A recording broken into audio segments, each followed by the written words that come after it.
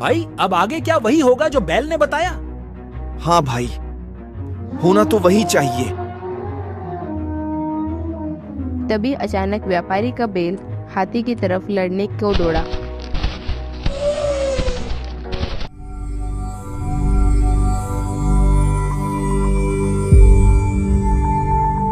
एक नगर में एक धनी सेठ रहता था। सेठ जी ने अपने गुरु से सीख ले रखी थी कि इस जन्म में लिया हुआ उधार अगले जन्म में 1000 गुना करके चुकाना पड़ता है। इसी उद्देश्य से सेठ जी ने अपनी दुकान पर ऋण देने वाले दुकान का एक बोर्ड लगा रखा था। एक दिन की बात है, 2 ठग थे। वे उसी नगर में सेठ जी की दुकान के नजदीक से गुजर रहे थे। उन्होंने उस दुकान पर लगे बोर्ड को पढ़ा। अरे भाई, वो देख, सेठ जी की दुकान पर क्या लिखा है? हाँ भाई, मैं भी यही देख रहा हूँ। अगले जन्म में वापस लेगा ये। अरे तब तो बन गई बात, चल उधार लेते हैं। तो देर किस बात की, चल आज यही सौदा करते हैं।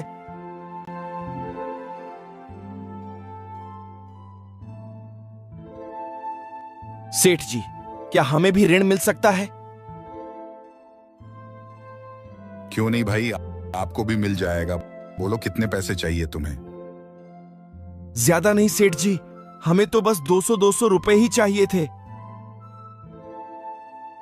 रुकिए, अभी देता हूं। ये लो आपके 200 रुपए। सेठ जी, हम नेक और ईमानदार आदमी हैं, जल्द ही आपका पैसा वापस लौटा देंगे। नहीं भाई, मैं ये पैसे अब अगले जन्म में ही लूंगा, इस जन्म में नहीं।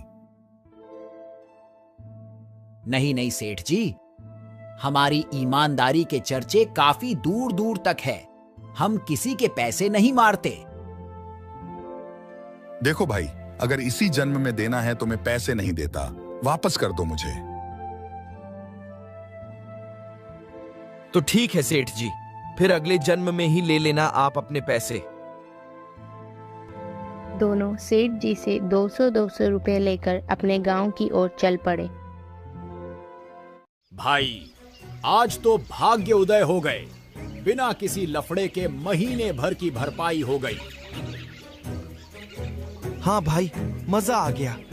ये सेठ लोग भी कितने मूर्ख होते हैं। शाम हो गई थी।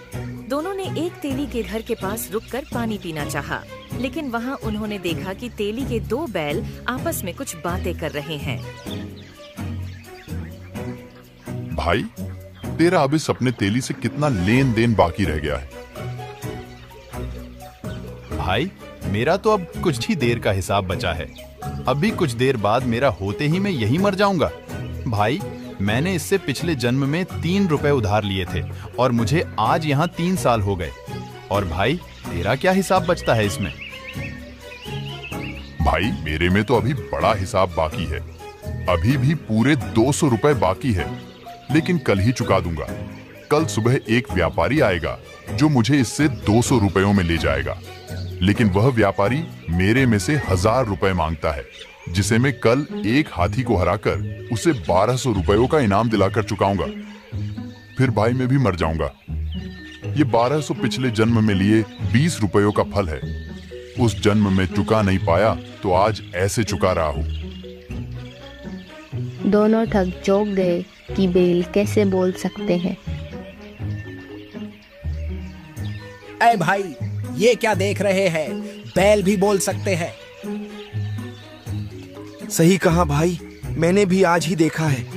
बैल कब से बोलने लग गए? तभी वहां तेली आ गया। राम राम भाइयों, कौन हो आप और कहां से आए हो? हम व्यापारी हैं और इस अगले वाले गांव के ही हैं। पानी पीने के लिए यहाँ रुके थे। अभी हमारा सफर भी लंबा है।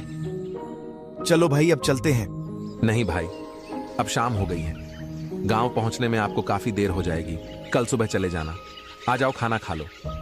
उन्होंने वहीं रुकने के लिए हाँ कर दी, क्योंकि वे देखना चाहते थे कि जो बैल बोल रहे हैं वो सही होती है कि नहीं।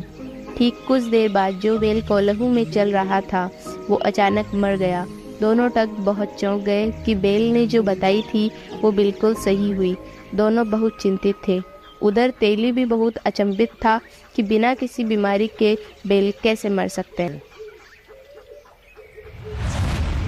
अगले दिन तेली के पास एक व्यक्ति आया जो कुश्ती के बेलों का व्यापार करता था। ए तेली भाई, मुझे एक बैल की जरूरत है। क्या आप अपना बैल बेच रहे हो क्या? आपको अच्छे दाम मिल सकते हैं। तेली ने सोचा कि कहीं कोई बीमारी तो नहीं आ गई पशुओं में। कल ही मेरा चलता हुआ एक बैल अचानक मर गया। हाँ भाई, मुझे इसे बेचना ही था। मैं इसके पूरे 200 रुपए लूंगा। उसने 200 रुपए में वो बेल बेच दिया। व्यापारी बेल को लेकर चल पड़ा। दोनों ठग भी आगे की घटना देखने के लिए उसके साथ चल पड़े। दोनों ठग तथा व्यापारी कार्यक्रम में पहुंचे। वहां देखा कि एक राजा ने हाथियों की कुश्ती का मंच लगा रखा है। उनमें एक ताकतवर हाथी सभी को हराकर चल रहा था। श्रीगण ने संबोधन किया कि कोई और ताकतवर हाथी हो तो सामने लाया जाए, नहीं तो यह हाथी विजेता घोषित कर दिया जाएगा।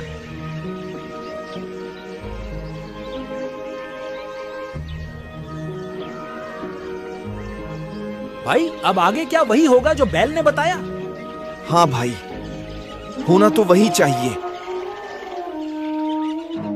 तभी अचानक व्यापारी का बैल हाथी की तरफ लड़ने को दौड़ा। हाथी ने अपने सूंड से बैल को मारना चाहा, लेकिन सूंड सींग में फंस गई और हाथी को भयंकर दर्द हुआ। हाथी वहां से डरकर भाग गया। राजा ने बैल को सर्व विजेता घोषित किया और इनाम में 1200 रुपए व्यापारी को देने की घोषणा की। व्यापारी को 1200 रुपए इनाम स्वरूप दिए गए। दोनों ठग बहुत अचंभित हो गए क्योंकि सर्व घटना सत्य सिद्ध हो रही थी। व्यापारी बैल को लेकर चलने लगा। कुछ देर बाद ही बैल की अचानक मौत हो गई। दोनों ठगों के पैरों तले की जमीन खिसक गई, भय से कांपने लगे। भाई, अगर हमारे साथ भी यही होना है तो हमें भी सेठ जी के बैल बनकर पैसे चुकाने पड़ेंगे। हाँ भाई, हमारे साथ भी यही होना है। मैं तो कहता हूँ कि सेठ जी को उसका पैसा वापस कर देते हैं। सही कहा तूने। चल अभी चलते हैं सेठ के पास। दोनों ठग उसी समय वापस उसी सेठ जी के पास गए। सेठ जी, ये लो आपके पैसे। हम तो अगले जन्म में नहीं, इसी जन्म में वापस लौटाना चाहते हैं। मैंने तुम्हें अगले जन्म में ही वापस लेने के लिए दिए थे। ले जाओ इन्हें, मैं नहीं लूंगा अब। उन्होंने से गली में फेंक दिए और ऋण माफ न करने पर अड़ा रहा। ठगों ने सोचा कि यह तो बहुत बुरा हुआ हमारे साथ और काफी चिंतित थे। भाई, अब क्या करे? मुझे तो लगता है अब बैल बनकर ही चुकाना पड़ेगा। नहीं भाई, चल किसी साधु संत से राय लेते हैं। अगले दिन दोनों एक संत के पास पहुंचे और अपनी सारी समस्या बताई। आप ऐसा कीजिए, सेठ जी के उन्हीं पैसों से नगर की तरफ आने वाले मार्ग पर एक धर्मशाला बनवा दो और दोनों उस पर पहरेदार की तरह बैठ जाओ। ना किसी को अंदर जाने देना है और ना ही पानी पीने देना है। क्यों? ऐसा क्यों गुरुदेव? इससे भला क्या होगा? फिर आगे क्या होगा वो तुम्हें अपने आप ही पता चल जाएगा। उन्होंने पूछा कि संत बहुत आगे की जानते हैं, इसीलिए अगले दिन दोनों ने उन पैसों से नगर से कुछ दूर स्थित मुख्य रास्ते पर एक धर्मशाला और प्याऊ बनवा दी और उसी धर्मशाला पर सेठ जी का नाम लिखवा दिया। दोनों उसके द्वार पर पहरा देने खड़े हो गए। सेठ जी ने मना कर रखा है कि किसी को भी रुकने नहीं देना है। जो भी दूसरे नगर गांव से आने जाने वाले व्यक्ति पानी पीने के लिए धर्मशाला में जाना चाहते तो दोनों ठग किसी को भी अंदर नहीं जाने देते। सभी आश्चर्य करके चले जाते। एक दिन सेठ जी का एक रिश्तेदार उनसे मिलने उनके नगर में आया। काफी थका हुआ था। उसने देखा कि ये धर्मशाला तो अपने ही रिश्तेदार की है, तो इसमें पानी पीने के लिए जाने लगा। रुको सेठ जी, आप इस धर्मशाला में नहीं जा सकते। क्यों भाई? ये धर्मशाला तो मेरे प्यारे दोस्त किरोड़ीमल की ही तो है। भला मैं भी क्यों ना जाऊं इसमें? बहुत थका हुआ हूं मैं। ये बात तो आप अपने रिश्तेदार से ही पूछ लेना। क्या? ऐसा क्यों? हमें नहीं पता। सेठ जी के रिश्तेदार को बहुत गुस्सा आया और जाकर सेठ जी को डांटने लगा। अरे मूर्ख, कब अक्ल आएगी तेरे को कि इतना पैसा बर्बाद कर दिया वहां और किसी को पानी तक नहीं पीने देते वो दोनों मस्टंडे। ऐसे काम कब से करने लग गया तू?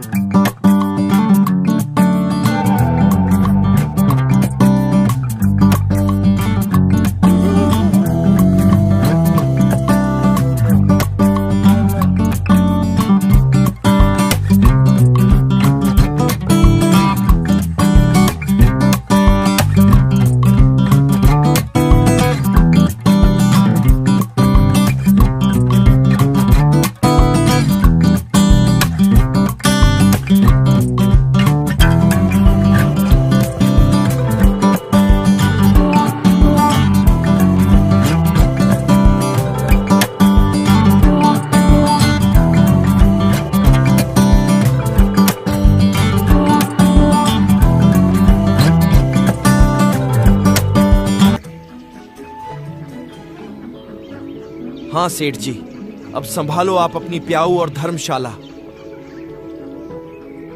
तब सेठ जी ने उन दोनों का ऋण माफ किया और उनका ऋण जमा मान लिया।